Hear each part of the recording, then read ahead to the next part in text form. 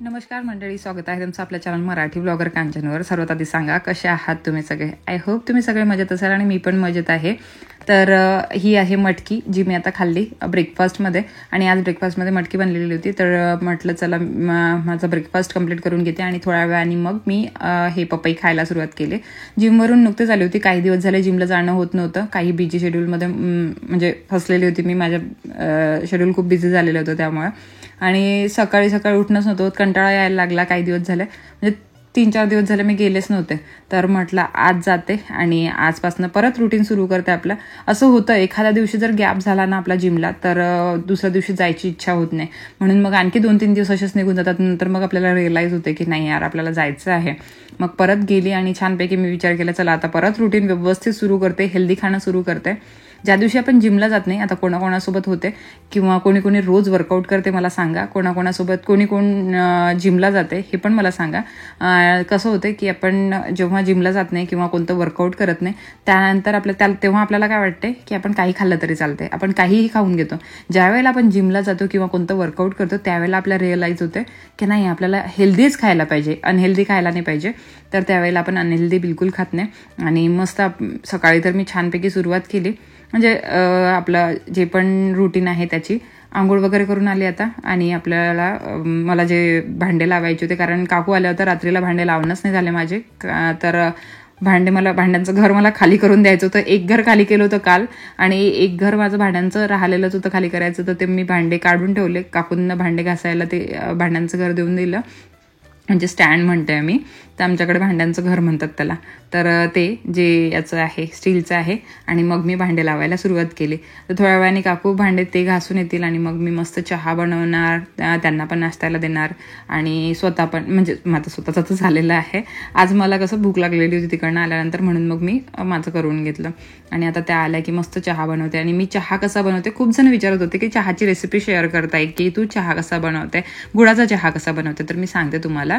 मी घेतलेलं आहे अद्रक. ती किसणी पण आहे माझ्याकडे, पण मी तरी कुटून घेते. म्हणजे त्यात तर 2-3 किसण्या आहेत. त्याच्यामध्ये आता अद्रक कुटून घेतल्यानंतर त्याच्यामध्ये टाकलं मी आपलं काळे मिरे, 2-4 काळे मिरे घेतले आणि 2 इलायच्या घेतल्या, 4-5 काळे मिरे घेतले सॉरी, आणि 2 इलायच्या घेतल्या. त्याला कुटून घेतलं आणि त्याला पाण्यामध्ये चांगलं उकळून घेणार आहे. आता पाणी उकळायला ठेवलेलं आहे. पहिल्यांदा पाण्यामध्येच करते, दूध नाही घालत डायरेक्ट. पहिल्यांदा पाण्यामध्ये उकळून घेते छानपैकी. त्याचा पूर्ण फ्लेवर त्या पाण्यामध्ये उतरून जातो, पूर्ण अर्क उतरून जातो.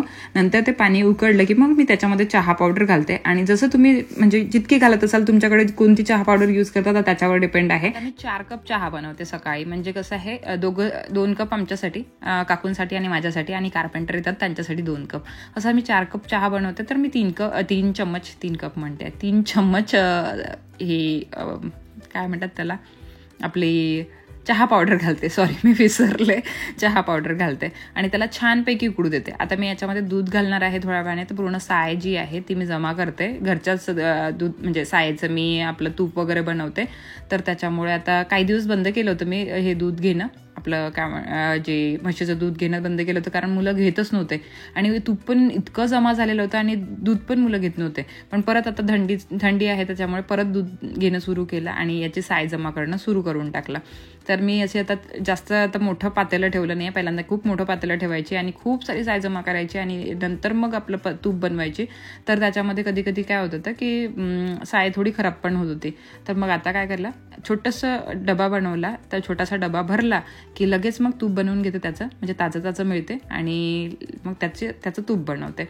तूप बनवायची रेसिपी पण मी याच्या आधी तुमच्यासोबत शेअर केलेली आहे. जर तुम्हाला परत पाहिजे असेल की मी तूप कसं बनवते तर मला कॉमेंट सेक्शनमध्ये सांगू शकता. आता सर्व तुपाची साय दुधाची साय काढून घेतली आणि डब्यामध्ये ठेवून देते. नंतर मग जेवढं पण दूध आहे थोडं वाचलेलं आहे मुलांनी घेतल्यानंतर, तर ते दूध चहामध्ये यूज करते. आणि परत दूध मग नंतर मग मध्ये चहा होतच राहतो कारपेंटरसाठी. तर मग दूध हे आणून देतात किंवा मग माही शाळेतून आली तर माही आणून देते मला शेजारच्या दुकानामधनं. तेव्हा मग मी पॅकेटचं दूध वापरते चहासाठी. आता इतकी मलाई माझी जमा झालेली आहे. आता ही मी मस्त ठेवून देते फ्रीजमध्ये डबा बंद करून. आणि नंतर मग तो डबा भरला की मस्त छानपैकी त्याचं ते तूप बनवणार. आता मग काय करते, आता हा चहा उकडलेला आहे आता आपला. तर चहा उकडला की मग मी मस्त आपलं जे गुळाची भेली आहे, छोट्या छोट्या गुळाच्या भेल्या आणते आणि गुळ किसून घेते. गुळ फोडून टाकल्यापेक्षा गुळ किसून टाकला ना तर लवकर विरघळतो. तर गुळ किसून घेते आणि तो जो गुळ किसलेला आहे तो कपामध्ये टाकते. डायरेक्ट आपल्याला त्याच्यामध्ये नाही टाकायचा आहे, नाहीतर मग कधी कधी चहा फुटू शकतो. म्हणून खूप जणांचा फुटत असेल, म्हणून खूप जण कमेंट करत होते की आम्हाला गुळाचा चहा सांग किंवा गुळाची रेसिपी शेअर कर गुळाच्या चहांची. तर आता काय झालं होतं, मागच्या वेळेला मी माझ्या मामे भावाच्या तिथे कॅन्टीनमध्ये गेले होते, तेव्हा मी तिथनं एक गुळाचा चहा शिकून आले होते. तर ते लोक कॅन्टीनवाले गुळाचा चहा कसे बनवतात ते पण तुम्हाला सांगितलं होतं. आता मी घरगुती असा बनवते. आता त्याच्यामध्ये मी चहा गाळून घेतला, बस चम्मचनी मस्त त्याला विरघळून घेतलं आणि आपला आता गुळाचा चहा रेडी आहे. काकू आणि मी आता घेऊन घेतो, म्हणजे काकूसाठी बनवला, थोड्या वेळाने थंड होतो, मग मी मायक्रोवेव्ह करते. तोपर्यंत काय होतं की काकू नाश्ता करतात, मी चहा घेते, मग काकूंचा चहा थंड होतो, नंतर मग मायक्रोवेव्ह केला जाते. डेलीची ही म्हणजे हेच रुटीन आहे माझं. मी आणलं इतक्या मोठ्या भाज्या, हे बघा सर्व काय काय आहे, कारले, दोडके, गोबी, टमाटर, पालक, मेथी, कांदे नाही आहे, वांगे आहेत, गाजर आहे, अद्रक आहे, बटाटे आहेत, आणखी काय काय आहे, हे काय आहे, एक सेकंड मी काढते.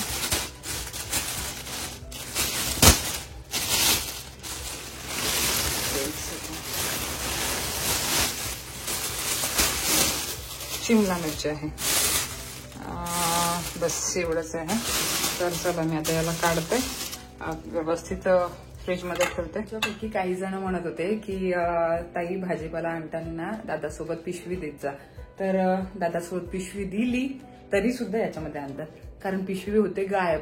ज्याच्या आपल्या डिक्कीमध्ये ठेवतात ना, ते डिक्की त्यांची म्हणजे एका जागेवर त्यांची ड्युटी नाही. त्यांची ड्युटी सांगते मी, एका जागेवर राहत नाही, कुठे पण त्यांना कोणता पण कॉल आला तर जावं लागतंय.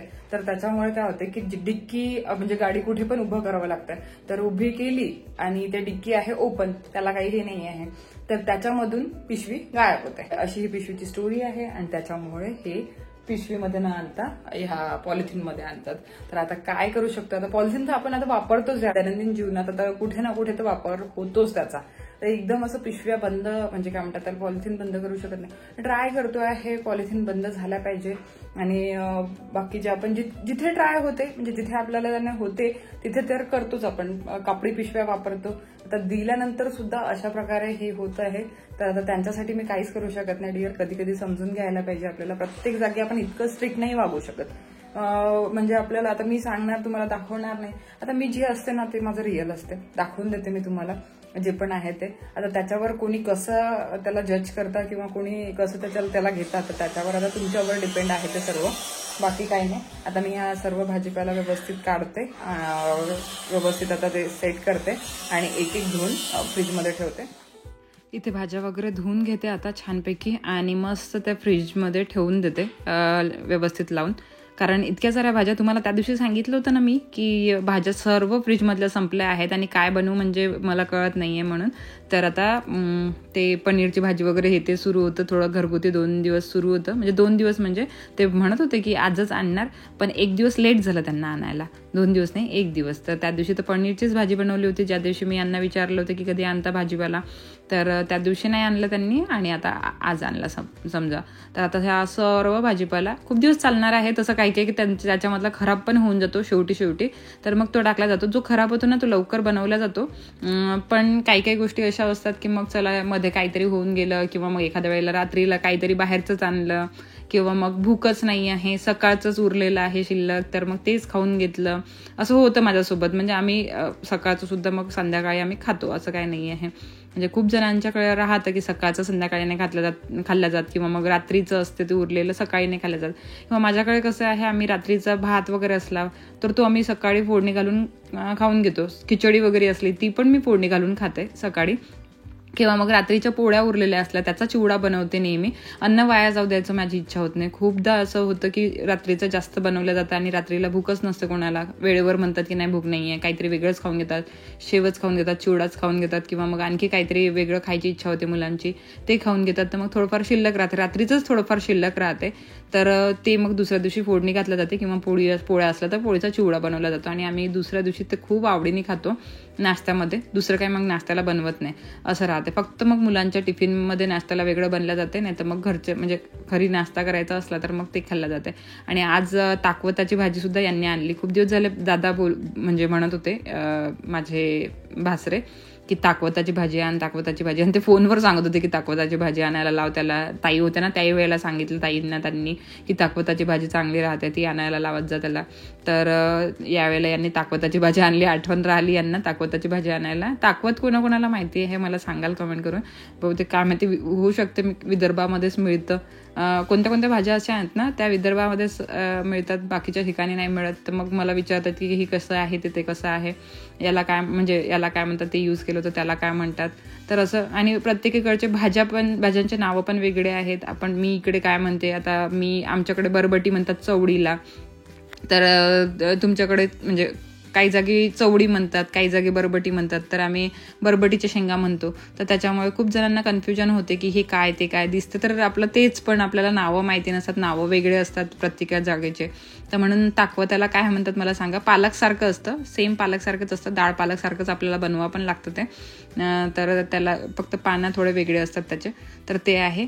तर ते आणलेलं आहे, पालक पण आणलेला आहे, मेथी पण आणलेली आहे. यांना खूप आवडतं सलाद वगैरे खायला, मला पण आवडतं. मी पण लहानपणापासून सलाद खूप जास्त खाते.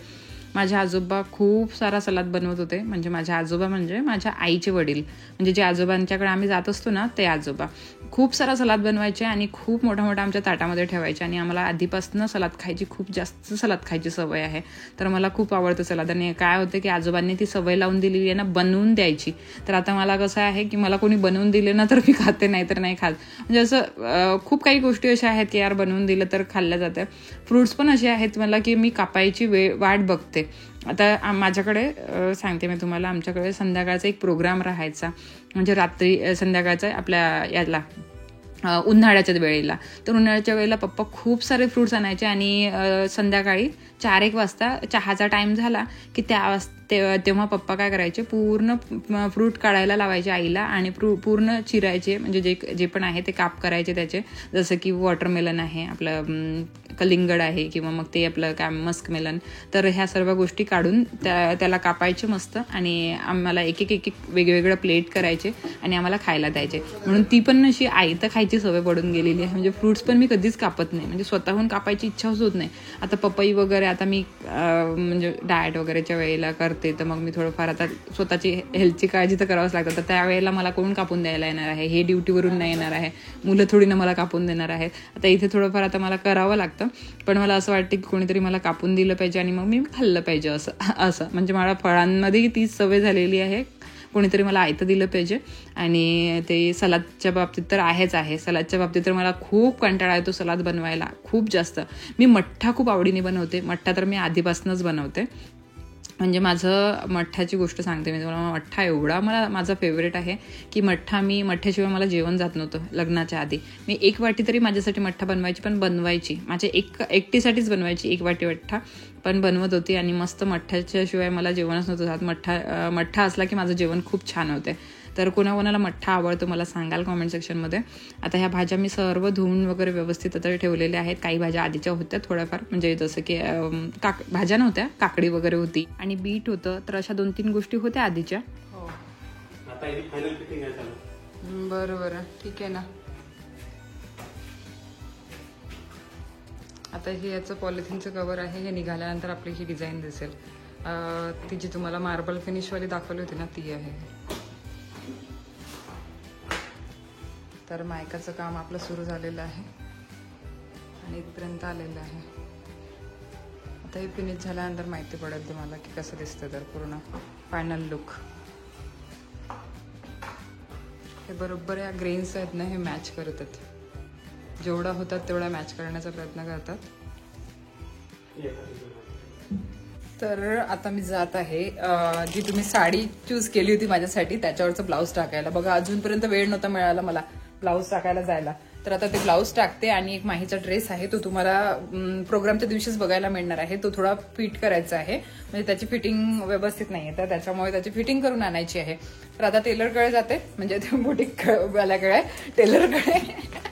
जर ते ब्लॉग बघतील ना तर मला म्हणतील भाभी आपने क्या बोल दिया टेलर. तर म्हणून मग म्हटलं चला जाऊन येते मी.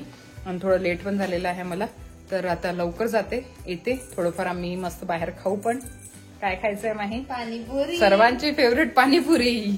तर चला मग आता चला आम्ही पाणीपुरी खात आहोत. या तुम्ही पण खायला.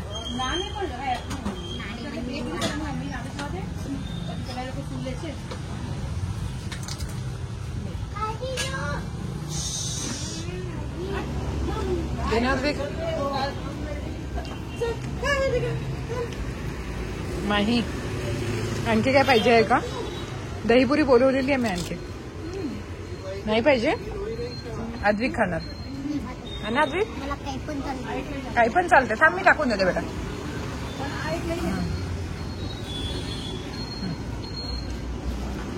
अरे अद्विकच्या तोंडात पण नाही बसत. ठीक आहे ठीक आहे.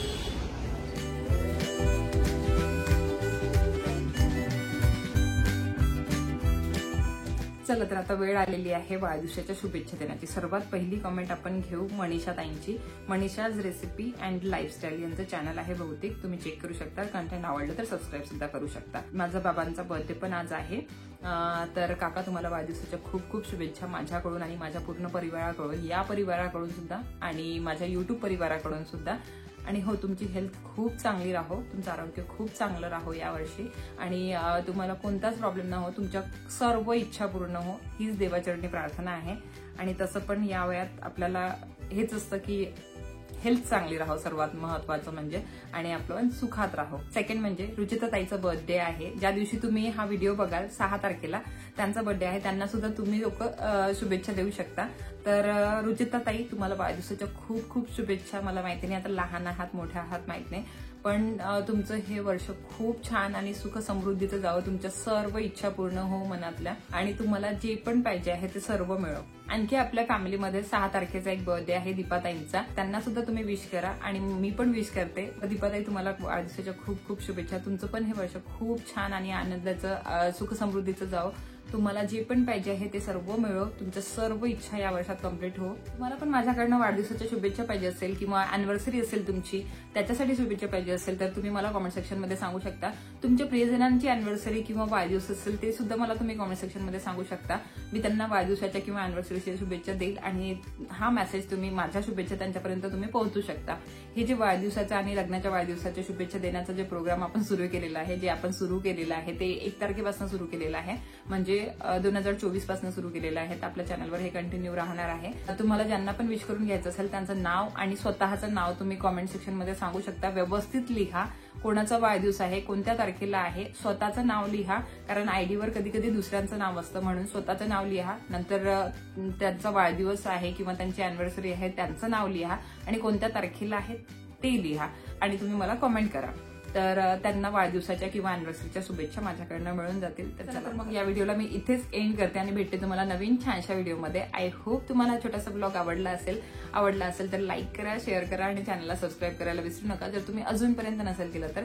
आणि हो याच्याशिवाय 2 आणखी चॅनल आहेत माझे, तिथे पण मला तुम्ही सबस्क्राईब करू शकता. दोन्ही चॅनलचा लिंक, इन्स्टाचा लिंक तुम्हाला डिस्क्रिप्शन बॉक्समध्ये मिळून जाणार. डिस्क्रिप्शन बॉक्स नक्की चेक करा. चला तर मग bye, take care and love you all. Bye.